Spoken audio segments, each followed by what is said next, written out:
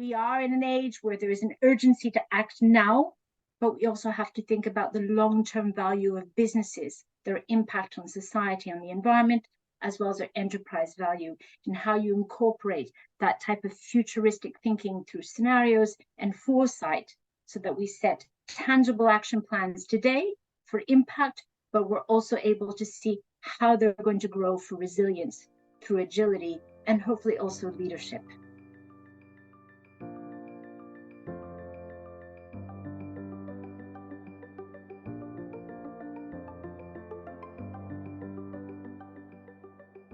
Welcome to Talking About Thinking the Unthinkable, our latest leadership conversation and podcast. I'm Nik Gowing. Hello. Why is working towards net zero emissions still such a challenge? Why are we losing time? Why are we way behind where we need to be to prevent what many scientists say will be catastrophic superheating of all of us in the coming years? Well, a major part of the challenge is in the hands of leaders everywhere, whether corporate or political. Probably people like you. So I'm delighted to welcome Christine Diamente, Managing Director of Business Transformation for Business for Social Responsibility. BSR has 300 member companies. Its mission is to persuade, to provoke, to reassure them at every level in ways that will create a world where all people can thrive on this healthy planet. Well, it sounds worthy, but BSR's self-declared aim is vital for all of us. As the reality of superheating and massive floods becomes ever more frequent and extreme, here at Thinking the Unthinkable, in these 18 minutes, we want to share with you really what we could call a stocktake, an audit from Christine and BSR. It is leadership, our leaders and those working for them, really understanding and confronting the sinister nature of what we all face and the part they must play in neutralizing the impact at high speed. Well, welcome, Christine. First of all, let's just understand, what do you do and what are your contacts with leaders? How frequent? Nik, first of all, an immense thank you for having me today. It's a real pleasure to be with you and to be discussing this very, very important topic. As you said, I work for Business for Social Responsibility. We are a sustainability advisory. We work with over 300 of the world's top multinational corporations around the world to build a just and sustainable world, which is our mission. And the area that I lead, as you've noted, is called business transformation. So I work with chief sustainability officers, with C-suite, with boards to help them transform their businesses for long-term value. What does that mean? It means that I work with them on their sustainability strategies, on their frameworks, on their governance, top-down, bottom-up, inside-out, outside-in, on understanding the evolving and fast-evolving ESG disclosure requirements, stakeholder engagement, as well as futures. And I need no introduction to you and the excellent work that you're doing on thinking the unthinkable. We are in an age where there is an urgency to act now, but we also have to think about the long-term value of businesses, their impact on society, on the environment, as well as their enterprise value, and how you incorporate that type of futuristic thinking through scenarios and foresight so that we set tangible action plans today for impact, but we're also able to see how they're going to grow for resilience through agility and hopefully also leadership. I'll put to you one phrase which has emerged, which is a wonderful phrase, talking about the Marzipan layer, which you're confronting when you talk to leaders and try to make an assessment of where the blockages and the obstacles are. Yes, the Marzipan layer is a term that I was introduced to by Rian Marin Thomas, who's the CEO of Green Finance Institute. It's an absolutely brilliant expression, but I need to provide a bit of context before I turn around and let you know what a Marzipan layer is. So we are in this age of rising stakeholder expectations, and many businesses around the world are confronting by the expectations of activists, of employees, of customers, of investors, of regulators, of communities to do something about the urgent global challenges that we have today, whether it's climate change, whether it's nature, whether it's social impact, whether it's human rights. There's a shift in governance, there's a shift in leadership, and there's a shift in the expectations of how they need to lead on today's societal challenges. So while there is a reckoning at the top, at the board level and the CEO level, largely driven by investors and the regulatory framework, that they need to turn around and factor in sustainability matters in their corporate strategies and business models. There is also a challenge at the chief sustainability officer level and those who actually have to implement and execute on the targets and the goals that have been decided at leadership level. Now, as we all know, Marzipan sometimes can be very sweet and sticky, but it can also be very tough.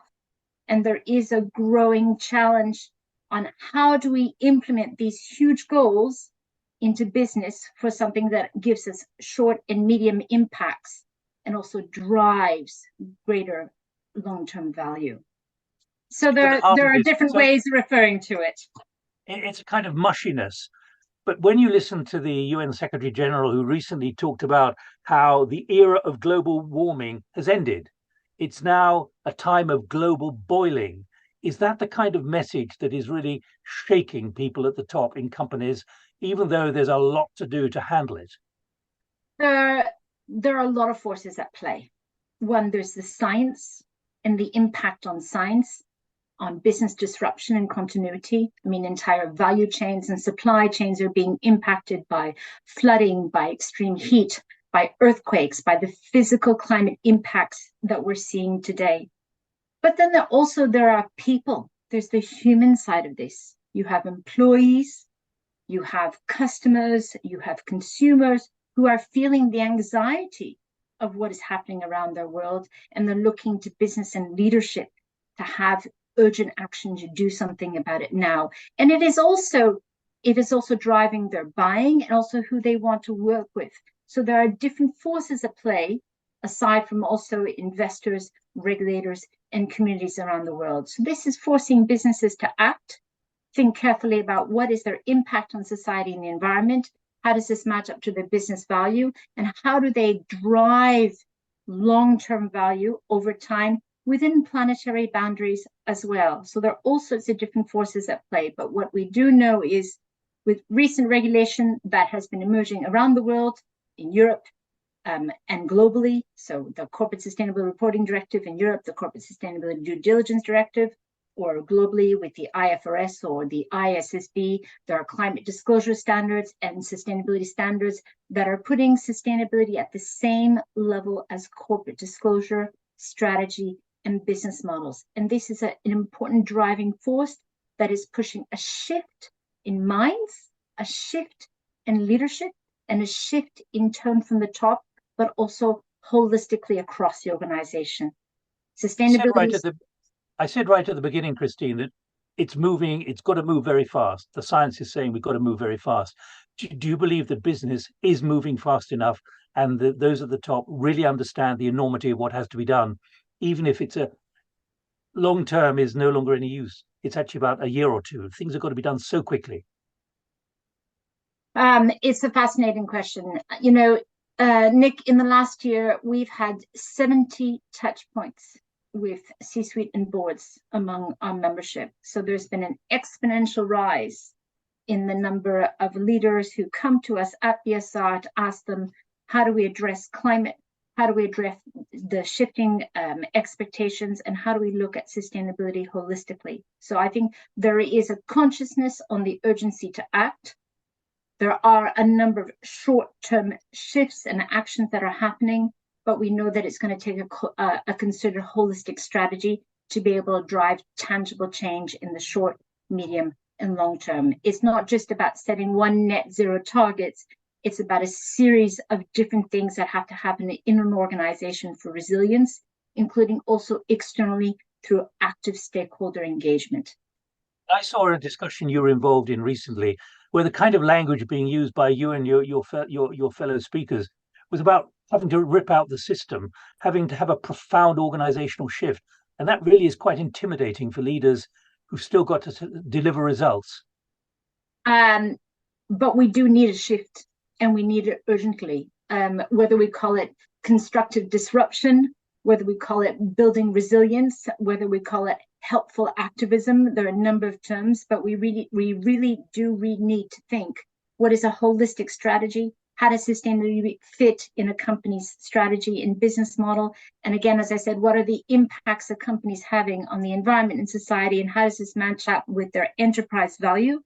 And what are the short, medium, long-term goals that they need to drive for tangible change within the organization, across the entire organization, and also externally across their value chain? There is an expectation that there will be a complete framework and overhaul of how a company thinks about this, and it needs to be fully integrated into the business. How do you persuade those who are still wavering, though? You say you've had 70 touch points, 70 meetings, 70 engagements in the last year alone. That's an enormous challenge for you, and it's only a small percentage of those who need to be persuaded. But how do you go about persuading those who are wavering, thinking, I really ought to do it, but I'm not sure I can. I'm not sure I've got board support. I'm not sure I've got support of my management. I'm not sure I've got support of many of the workers. How do you go about persuading them that now's the time and they can't linger any longer? That's an excellent question. As I said, we are in the age of rising stakeholder expectations. So first and foremost, the regulatory framework is really pushing companies, both public and private, to turn around and disclose on what they're doing regarding climate, human rights, social impact, and governance. You've got investors who are also driving further action, particularly in Europe, although I recognize at varying speeds around the world. And in some parts of the world, like the United States, there are contradictory forces. You've got employees, and we are in the age of quiet quitting and other terms that are coming up, who are demanding change and who are becoming very active and impatient. And finally, you have consumers and citizens and customers who are driving it. So it's not just one thing, there are a number of forces. So there is a reckoning by companies that this is how we need to do business today, although at varying levels of maturity. And certainly there is not one model around the world, but there are many best pockets of excellence that we're seeing. And also it's part of a concerted journey. You can set targets. How do you balance, sorry to interrupt you, Christine, but how do you balance that with the absolute need? And again, I've heard you on several other panels and sessions where it's been very clear, the urgency. You've talked about the need for action, disruption. We need to be loud, we need to be bold. How can that really be achieved? Certainly, if those at the top of companies are anxious, nervous, and not sure they dare to take the risk at the pace that is needed, if the imperative is to be bold and to take action urgently? I think the risk is inaction more than anything else. And as we go back to these forces that are driving change, and I think just for one moment, the regulatory frameworks, the corporate social responsibility, the corporate social reporting directive here in Europe, they're asking for deep disclosure across a company's impacts on risk and opportunities regarding climate, regarding nature, regarding social impact, regarding human rights and governance. And they're expecting, for example, boards of directors to disclose how are they making that link between sustainability risks and opportunities to the company strategy. How often do they meet per year to discuss these? What are their skills and their competencies? What about their remuneration? How is it tied to sustainability performance? How are they looking at material impacts? And how are they signing off on sustainability? These are very clear demands. There's a shift in governance, there's a shift in expectation, and leadership now is happening at all areas and levels of the organization, from the board, the C-suite, to the infamous Marzipan layer, and also bottom up. So there's a change here, but even what's more is there's an expectation that companies think about the affected stakeholders, the vulnerable stakeholders across their value chains who are impacted by this, either at a social or an environmental level. How are they engaging with them, and how are they understanding those risks? So it's no longer just about one company and one set of leaders. It's about understanding where you operate, your value chain, and your wider impacts. What about the urgency of what needs to be done? This is not just about a 10-year or 5-year cycle. This is about 1 or 2 years. It's very clear from the incoming president of COP28 that 42% of emissions have got to be removed in the next 6 years. That's an incredible challenge, and it's intimidating for a lot of people at the top of companies who are still struggling to make ends meet, particularly among the SME community? As we said, there are profound shifts that are going to need to happen. And at BSR, we not only work with individual companies or members, as we call them, who are committed to building a just and sustainable world, but we also work across a number of collaborative initiatives. So companies also must collaborate for systemic change. And we're working with them on how they transform to net zero, how they're looking at climate justice, how they're looking at the nexus, for example, between health and climate, and also how are they understanding the disclosure requirements on them on reporting and also their leadership around the world. So we are working with companies on that urgency for change. We're working with them at an individual level, but also we're working with them collaboratively for systemic change on major challenges. Another couple of minutes, but again, how do you persuade those you sit around a table with or sit in chairs and talk about this in a conversation, a workshop, a walk-shop, whatever kind of shop you like it to be? How do you make them feel warmer about this? Let's be positive so that those who are skeptical and concerned and perhaps rather conformist can think in a rather different way and be really as bold as you and others are saying is needed at the moment. There are a number of different ways that we work with leaders, and they go from having individual conversations to make sure that they understand what are those wider stakeholder impacts and the expectations and the pressures on the company, what are the risks and opportunities. But one of the two of the most common mechanisms that we work on is one, scenarios. We actually put these leaders in front of scenarios to understand what are the impacts on their business in a world of 1.5, of 2, of 2.5 degrees, and how this is going to impact the way they're going to be doing business. But the other way also is by working with stakeholders and external advisory councils. Bring in your different stakeholders, understand their demands, dialogue with them one-on-one. There's nothing more powerful when you have a customer, when you have a supplier, when you have an employee, when you have a consumer, or when you have a regulator at the table explaining the expectations, the urgencies for change, and what you need to do to make sure that your business is building long-term value while understanding its impacts on people, the environment, and enterprise value for long-term resilience. Christine, let's bring this towards a close. Describe to me what it's like when you're seeing a leader in a C-suite or just below the C-suite, maybe in the board, who's clearly understanding, adopting, and shifting. What does it feel like? What does it look like? Is it like a eureka moment for some of them? I'm always delighted when I see, the eyes opening up, the questions flowing in. It's no longer about whether or if I should act. It's how do I bring in the right questions to make sure that I'm driving tangible change. That for me is exciting. But I'm also excited because I think that leadership today is no longer just about the boards of directors and the C-suite, although they play an important role. Leadership needs to happen at all aspects of the organization and all facets of society. And we're hearing different voices that are coming to the table. And I find that exciting because I think we are increasingly in an environment of disruption. We are being disrupted. We need to disrupt. But all this, hopefully, is to create sustainable change, a livable planet, and a livable future too. And can it be done at the speed that is necessary now, given the kind of warning which I talked about right at the beginning from scientists? They say it's what is happening is going even faster than they have predicted in the IPCC. Well, the science certainly paints a very, very bleak picture, but BSR, our membership, those that we're working with on a just and sustainable world, we are driving change, and we will continuously drive change with them so that we are really paving the way forward to hopefully not only beat the science, but create that just and sustainable world we all deserve to live in.